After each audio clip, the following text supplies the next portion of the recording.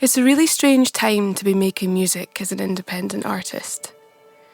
Sometimes it feels like we are worlds away from that era when you would stick on one of your favourite albums in the car and listen all the way through. FOLKMOSIS is my second album, and this time I wanted it to tell a story from start to finish.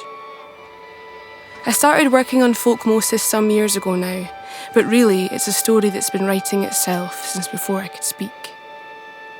I spent much of my childhood sitting in the way of folk music, soaking up old songs like a little folky sponge, and they seeped into my consciousness with no effort on my part.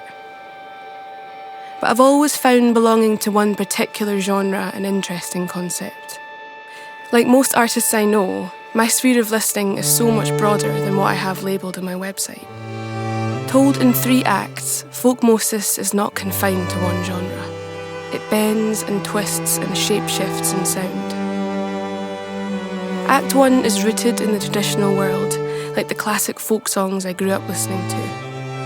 Act 2 follows my rejection years, where I stuck 2 fingers up to folk music and dove into the rich alto voices of Amy Winehouse, Bonnie Raitt and London Grammar. These love songs, sung from the chaos of modern life, were the soundtrack to my angsty, heartfelt late teenage years.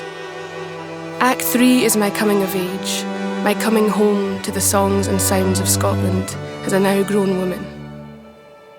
I teamed together with producer Dorian Cloudsley, one of the most imaginative minds I've ever had the pleasure of working with. Engineered by the force that is Gus Stirrett and brought to life by a band of some of my favourite musicians and dearest friends, I have poured my heart into this story. I hope you'll listen to it the good old-fashioned way, all the way through. And soon the live show will be coming to a stage near you. I hope you'll come out and join us and Giza sang, and let us take you somewhere and let us bring you home.